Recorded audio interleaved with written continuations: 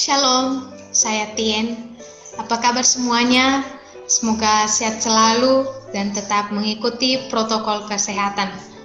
Pada kesempatan kali ini, saya akan memberitahukan kepada kita hal spesial bagaimana kita hidup di dalam dunia ini. Namun sebelumnya kita akan membacakan firman Tuhan yang terambil dari Yohanes pasal 3 ayat 16. Firman Tuhan berkata, "Karena begitu besar kasih Allah akan dunia ini, sehingga Ia telah mengaruniakan anaknya yang tunggal, supaya setiap orang yang percaya kepadanya tidak binasa, melainkan beroleh hidup yang kekal."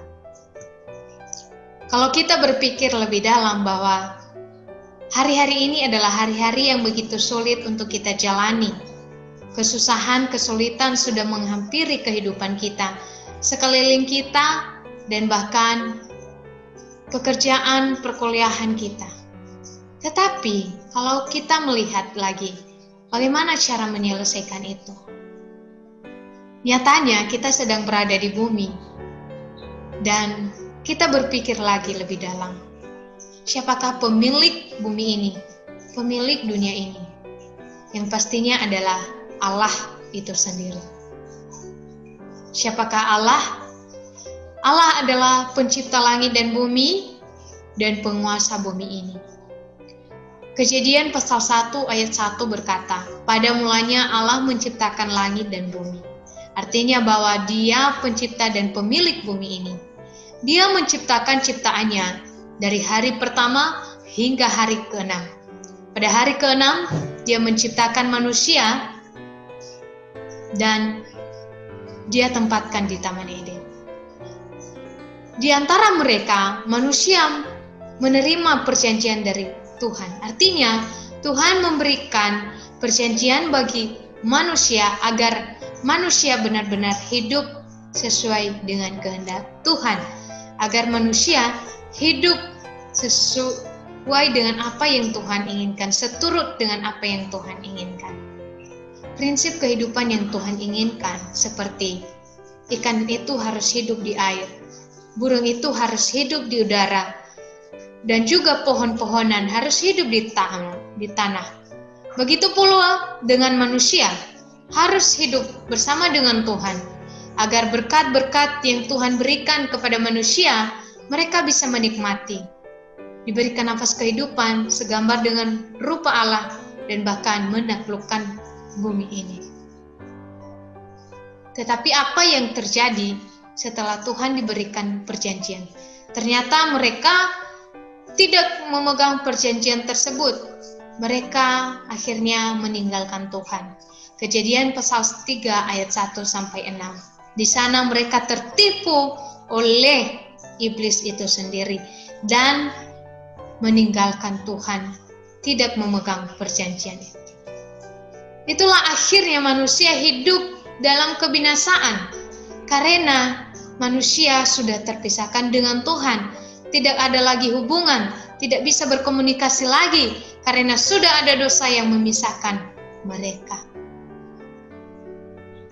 Itulah sebabnya manusia hidup dalam dosa asli, dosa mula-mula, dosa mendasar. Apa itu yang mereka hidupi? Hidup dalam dosa. Manusia hidup setiap hari di dalam dosa, mengikuti keinginan iblis, dan akhir kehidupan adalah di neraka. Itulah masalah manusia, sehingga manusia kehilangan kemuliaan Allah dan mengikuti kehendak Allah itu, kehendak iblis itu sendiri, tidak mengikuti kehendak Allah. Dan itulah sebabnya dosa-dosa mendasar inilah akhirnya menjadi masalah fundamental. Mereka mewarisi ke generasi mereka penyembahan berhala dan hidup sebagai status anak iblis. Jalan manusia tentu ada, pikiran manusia tentunya ada. Mereka berpikir berbuat baik, beragama, berpendidikan tinggi, berfilsafat, dan bahkan itulah jalan yang dipilih oleh manusia untuk menyelesaikan segala apa yang terjadi, segala masalah-masalah yang terjadi. Itulah sebabnya manusia memilih jalan-jalan seperti itu. Apakah ada jalan lain, saudara-saudari? Apakah ada jalan keselamatan untuk bisa bertemu dengan Bapa? Roma pasal 5 ayat 8 berkata, akan tetapi Allah menunjukkan kasih-Nya kepada kita, oleh karena Kristus telah mati untuk kita ketika kita masih berdosa. Dialah Yesus Kristus yang menjadi jalan untuk kita, yang menjadi penghubung untuk bisa bertemu dengan Bapa, untuk bisa berjumpa dengan Bapa kembali. Dialah Mesias, Anak Allah yang hidup, Yesus Kristus. Yesus Kristus datang ke dunia ini sebagai Raja sejati kita yang sudah mengalahkan kuasa maut dan menang. 1 Yohanes pasal 3 ayat 8 berkata, barang siapa yang tetap berbuat dosa, berasal dari iblis, sebab iblis berbuat dosa dari mulanya. Untuk inilah Anak Allah menyatakan dirinya, yaitu supaya ia membinasakan perbuatan-perbuatan iblis itu. Itulah Raja sejati kita, Yesus Kristus, yang sudah mengalahkan kuasa maut dan menang untuk kita. Dialah imam sejati kita, membebaskan manusia dari hukuman maut, yang sudah membebaskan dari hukuman dosa. Roma pasal 8 ayat 2 berkata, Roh yang memberi hidup telah memerdekakan kamu dalam Kristus dan hukum dosa dan hukum maut. Dia sudah menjadi korban atas dosa-dosa kita, sudah membebaskan kita, sudah menyelesaikan dosa-dosa kita. Dan Yesus Kristus adalah imam, nabi sejati kita, membuka jalan untuk pergi kepada Bapa, untuk bisa bertemu dengan Bapa kembali. Itulah sebabnya Yohanes pasal 14 berkata, Akulah jalan dan kebenaran dan hidup. Tidak ada seorang pun yang datang kepada Bapa kalau tidak melalui aku.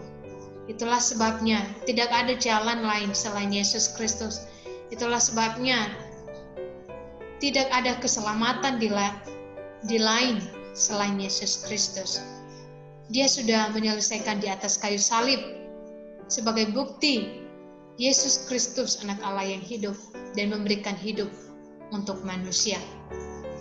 Apa yang kita lakukan sekarang? Kita menerima Dia sebagai juru selamat kita. Kita berdoa, kita mengaku bahwa kita adalah orang berdosa.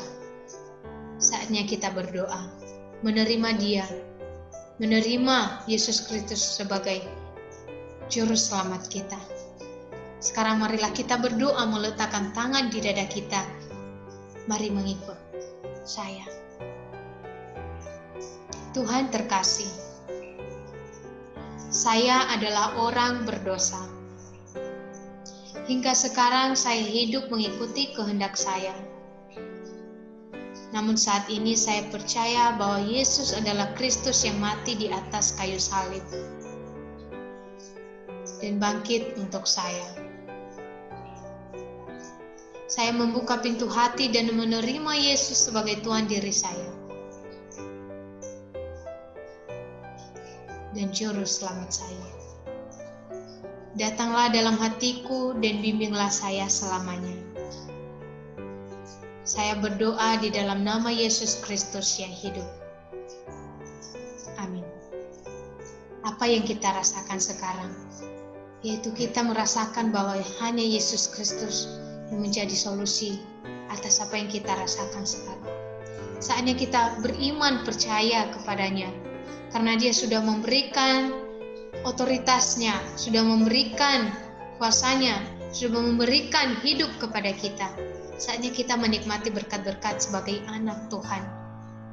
Kita hidup di dalam pertolongan Tuhan, bimbingan Roh Kudus, dan menjadi bagian kewargaan surgawi. Serta berkat yang kita nikmati sekarang adalah penginjilan dunia. Saatnya kita menikmati firman Tuhan, menikmati cukup hanya Yesus Kristus. Di dalam Dia ada keselamatan dan hidup yang kekal. Saatnya kita juga dijamin kehidupan kita. keselamatan, jawaban doa, dibimbing, diampuni dosa kita, dan bahkan diberikan kemenangan. Mari saudara-saudari, hidup di dalam Dia dan seturut dengan kehendak-Nya. Kita memberitahukan Injil ke seluruh dunia, dan cukup hanya Yesus Kristus di hidup kita ini. Tidak ada yang lain yang menjadi solusi atas kehidupan kita. Mari menjadi anak-anak Tuhan yang menjadi berkat pemberitaan firman dan berdiri di barisan penginjilan. Demikian, Tuhan Yesus memberkati kita. Amin.